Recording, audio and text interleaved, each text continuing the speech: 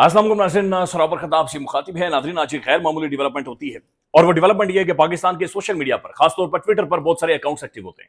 ये वो अकाउंट्स हैं जिनके बारे में ये तासुर मौजूद है ये कि ये एस्टेब्लिशमेंट के अकाउंट्स हैं, ये पाकिस्तान के खुफिया इदारे, इंटेलिजेंस एजेंसी से ये एफिलिएटेड अकाउंट्स हैं। वहां पर गैर मामूली वीडियोज आती हैं और वीडियो ये एक दो नहीं थी, ये 8-10 वीडियोज हैं और बड़ी क्लियर वीडियोज है, बड़ा क्लियर एविडेंस है।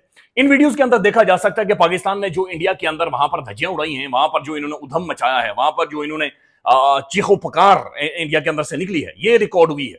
यानी पहली दफा एक ऐसा एविडेंस सामने आया है। दोनों ममालिक के जो झड़प हुई है, जंग हुई है, उसमें ये पहली दफा पहला एविडेंस सामने आया है कि जहां पर एक मुल्क के अंदर जाकर उसकी मिसाइल सिस्टम की बैटरियां उड़ाई गई हैं, उसके जहाज गिराए गए हैं, उसके अहम तरीन इंस्टॉलेशन के ऊपर हमले किए गए हैं, अहम तरीन मुकामात के ऊपर हमले किए गए हैं। लिहाजा पाकिस्तान वो पहला मुल्क बन गया है जिसने बाकायदा से विजुअल्स, वीडियोस की सूरत में वो एविडेंस सोशल मीडिया के ऊपर और दुनिया के सामने रख दिया है। ये गैर मामूली इंटेलिजेंस है, ये गैर मामूली वीडियोस है और ये इससे पहले वीडियोस ये मंजर आम पर नहीं आई थी।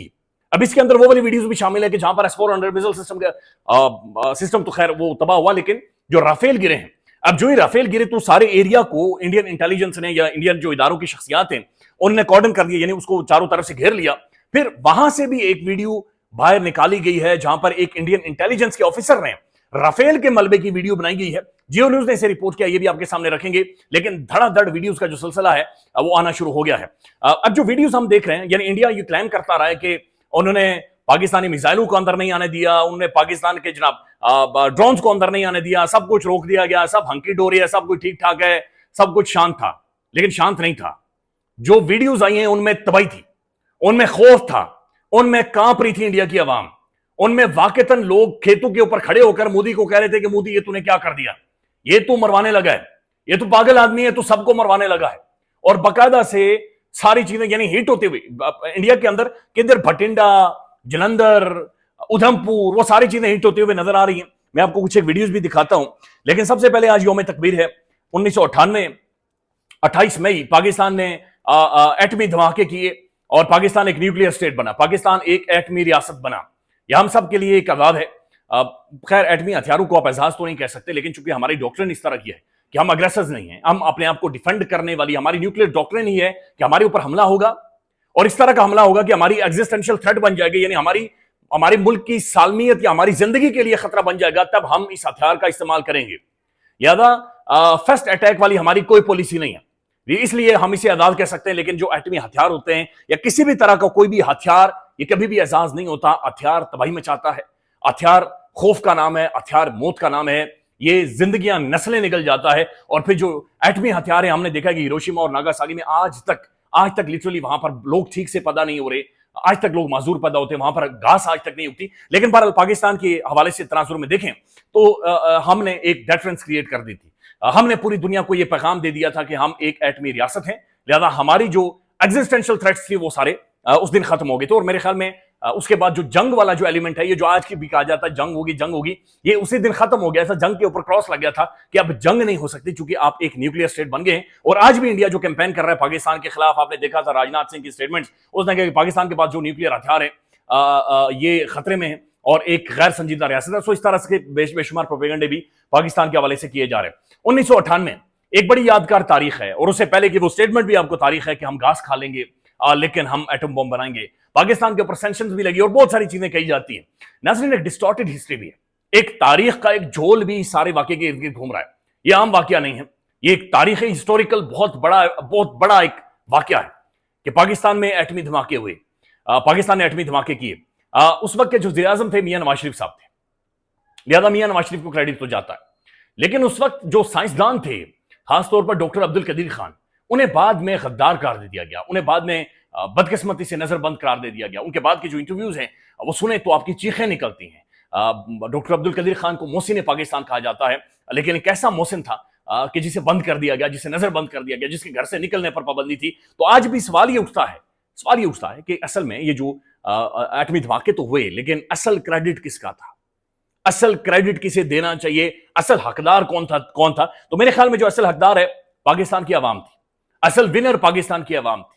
पाकिस्तान की आवाम ने, उसके बाद सैंक्शंस लगी या उसके पहले वाले जो हालात थे, ये पाकिस्तानी आवाम ने बर्दाश्त किए। इसके ऊपर जितने अखराजात है वो आवाम ने अपना खून पसीना कुर्बान करके अपना पेट काट कर इसके अंदर डाला है। लेकिन आज जो पाकिस्तान का प्रोमिनेंट अंग्रेजी अखबार है, उर्दू अखबार है, तमाम तरह अखबारात हैं, उनके अंदर जनाब ये अरबों रुपए के इश्तहारात मौजूद हैं। और इन इश्तहारात के अंदर डॉक्टर अब्दुल कदीर खान साहब मिसिंग हैं, इन इश्तहारात के अंदर मियां नवाज शरीफ साहब खड़े हैं, इन इश्तहारात के अंदर जरदारी साहब हैं, शहबाज शरीफ साहब हैं, पाकिस्तान की आज की मिलिट्री की जो टॉप कमांड है सारी वो उसके अंदर मौजूद है, लेकिन डॉक्टर अब्दुल कदीर खान मौजूद नहीं है। बहुत सारे जो बैनर्स लगाए गए हैं उन बैनर्स के अंदर मरियम साहिबा मौजूद है डॉक्टर अब्दुल कदीर खान की जगह। तो अगेन एक खानदान की तशहीर और उसका जो सिलसिला है वो पाकिस्तान के अंदर जारी है। बट द रियलिटी इज के उस वक्त मियां नवाज शरीफ साहब वज़ीर आज़म थे। अब कुछ जो स्टेटमेंट्स हैं मैं आपको सुनाना चाह रहा हूं, क्योंकि कंट्राडिक्शंस भी बहुत सारी हैं।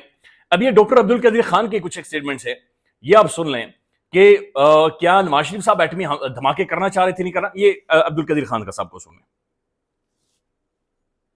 बहुत से लोग जो है वो क्रेडिट लेते हैं, वो न्यूक्लियर पावर बनाने का जो कामयाबी है, आपका कंट्रीब्यूशन हमें इसका इल्म है। नवाज शरीफ साहब बारहा कहते हैं कि अगर मैंने फैसला ना किया होता, अमेरिकी दबाव ना बर्दाश्त किया होता, तो पाकिस्तान कोवर्ट से ओवर्ट न्यूक्लियर पावर ना बनता। आपकी असेसमेंट चाहिए। जी, अब ये तो सब तारीख को पता है। आप एहसन जफर साहब से पूछ लीजिए क्या कोई एनजीओ किसने बनाया। नवाज शरीफ साहब तो पटाखा भी नहीं फोड़ सकते थे, वरना फोड़ने के काबिल हैं। और भुट्टो साहब घास के भी बम नहीं बना सकते थे, बम बनाया हमारे रफ़ाकार, और हमने अपनी जान कुर्बान करके, अपनी फैमिली लाइफ कुर्बान करके। डॉक्टर अब्दुल कदीर खान ये कह रहे हैं कि भुट्टो घास खा के बम नहीं बना सकता था और नवाज शरीफ तो पटाखे भी नहीं फोड़ सकता था, ये बनाया हमने है और ये हमने बनाया है और हमने अपनी फैमिली लाइफ कुर्बान करके बनाया है। एक और नाज़रीन इंटरव्यू है और उस इंटरव्यू में ये अब्दुल कदीर खान साहब कहते हैं कि नवाज शरीफ की क्लिंटन से बात हो रही थी कि अगर अच्छा पैकेज मिल गया तो हम धमाके नहीं करेंगे। तो इस तरह की बहुत सारी खबरें हैं जो कि बहरहाल सरफेस कर रही हैं। यहां पर एक स्टेटमेंट है गौहर अयूब खान साहब की, ये पाकिस्तान के जो फॉर्मर फॉरेन मिनिस्टर हैं, ये वो हैं। इनका ये कहना है कि 28 मई 1998 वो दिन था जिस दिन नवाज शरीफ की नहीं बल्कि इनकी भी स्टेटमेंट यही है कि नवाज शरीफ साहब असल में उस वक्त डील कर रहे थे और उस वक्त कोई गुफ्तगू बातचीत कर रहे थे और उनके ऊपर बहुत ज्यादा प्रेशर पड़ा। बल्कि इसके अंदर ये भी कह रहे हैं कि 20 मई को डॉक्टर अब्दुल कदीर खान ने मियां नवाज शरीफ साहब को बाकायदा से धमकी दी थी कि अगर आप एटमी धमाके नहीं करते तो मैं रिजाइन कर दूंगा, इस्तीफा दे दूंगा, मैं मीडिया में आ जाऊंगा। तो एक डिस्टॉर्टेड हिस्ट्री है। बहरहाल हम एक न्यूक्लियर स्टेट हैं और हम एक तगड़ी न्यूक्लियर स्टेट हैं, हम एक जिम्मेदार न्यूक्लियर स्टेट हैं, न्यूक्लियर हथियारों वाली हम स्टेट हैं, हमें इसके ऊपर फख्र करना चाहिए और ये पाकिस्तान के लिए यकीनी तौर पर आजाद है। अब नाज़रीन जो खबर है ये मैं चाह रहा हूं कि कुछ एक वीडियोस आपको दिखाऊं और जो चीजें सरफेस की हैं ये जनाब S-400 एयर डिफेंस सिस्टम के ऊपर बाकायदा से अटैक किया गया है उधमपुर में। ये उसकी वीडियो है, ये इंडिया के अंदर एक शख्स ने बनाई हुई है और ये आप देख लें।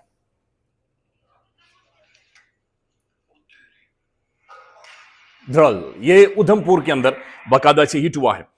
फिर ये एक और वीडियो सरफेस हो रही है, ये आप देख लें।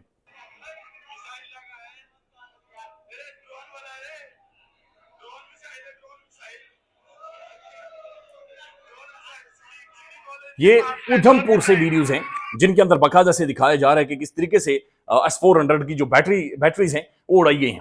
अच्छा नाज़रीन, एक और जो अकाउंट्स हैं ज़ाहिर ऑब्वियसली कहीं और से ऑपरेट होते हैं या एफिलिएटेड हैं, वो लिखते हैं कि we want you Narendra Modi, हम तुम्हें वार्न करते हैं, we wanted to give you a face saving but you tried to punch above your weight yesterday at Bhuj. I hope the message is deliver in the form of the pilots details, we have a lot more. वो कह रहे हैं कि जनाब हमारे पास और बहुत ज्यादा वीडियोस हैं, लिहाजा हमने तुम्हें फेस सेविंग दी थी, अभी तक वीडियोस जारी नहीं की थी, लेकिन तुम जाकर गुजरात के अंदर मुख्तलिफ जगहों पर जाकर बढ़ के मार रहे हो। अभी भटिंडा से एक वीडियो आई है और भटिंडा के जो अच्छा ये वीडियोस वो हैं जो इंडियन मीडिया ने इन्हें मैनेज किया है, इन्हें कंट्रोल किया और ये अभी तक सरफेस नहीं हुई। ये सरदार जी हैं भटिंडा में, ये कहते हैं वाहे गुरु जी की फतेह, वाहे गुरु जी का खालसा, लेकिन जनाब ये जो है ये जंग है, ये खौफनाक है और ये खड्डे दिखा रहे हैं कि जो 30-30, 20-20 फुट जो खड्डे पड़े हुए हैं। Complication of the few Pakistani missiles impact on the Indian military stations in the morning of 10th May. Sources of all visuals, Indian public. ये सारी चीजें आई हैं। फिर बाकायदा से इंडिया को ये वार्निंग भी दी जा रही है। ये डिफेंस इंटेलिजेंस एक अकाउंट है, ये लिखता है footage has surfaced from the morning of the May 10 showing the Udhampur air base engulfed in the smoke and the flames after a retaliatory strike by Pakistani forces. The base, located in Indian occupied Jammu and Kashmir, was previously used to launch missiles attacks on civilians in Amritsar and various locations across Pakistan. The precision strike by the Pakistani has reportedly caused heavy damage with critical infrastructure destroying the operations halted at the airfield. तो बाकायदा से इसकी जो videos हैं और ये धुआं Udhampur air base का दिखाया जा रहा है जहां पर जो बैटरीज वगैरह हैं ये सारी लगी हुई थी। तो एक एविडेंस है जो कि कम से कम सोशल मीडिया पर मौजूद है। नाज़रीन, एक और स्टेटमेंट है और ये स्टेटमेंट मुनीर फारूक साहब की है। उन्होंने कहा, एक बड़ी शख्सियत ज़ाहिर है वो एस्टेब्लिशमेंट की खबर देते हैं, वो ये कह रहे हैं कि इमरान खान खत्म हो चुका है। इमरान खान के ऊपर एक ऐसा क्रॉस लग गया कि जो अब कभी नहीं मिट सकता। एक तो ऐसी स्टेटमेंट्स पब्लिकली नहीं देनी चाहिए, ये जुल्म है, ज्यादती है। चूंकि इदारों के हवाले से आप अवाम में नफरत पैदा कर रहे हैं, लेकिन अगर किसी की ऐसी सोच मौजूद है तो सियासतदान कभी खत्म नहीं होता। और ना ही सियासतदान के ऊपर, पॉलिटिशियन के ऊपर, किसी भी सियासतदान के ऊपर कोई भी एस्टेब्लिशमेंट या कोई भी इदारा या कोई भी शख्सियत क्रॉस लगा सकती है। पॉलिटिशियन ने हमेशा रहना होता है, चाहे मियां नवाज शरीफ हो, इमरान खान हो या पीपल्स पार्टी हो। और इमरान खान तो है ही out of syllabus, Imran Khan तो है ही गैर मामूली इंसान। और ये एक ऐसा इंसान है कि जो कि जिसकी शख्सियत का खासा ये रहा है कि इसने टेबल्स वहां से टर्न किए हैं कि जहां पर किसी की सोच भी नहीं पहुंच सकती थी या जहां पर किसी का ख्याल भी नहीं था। ख्याल रखिएगा, अपडेट करेंगे। अल्लाह हाफिज।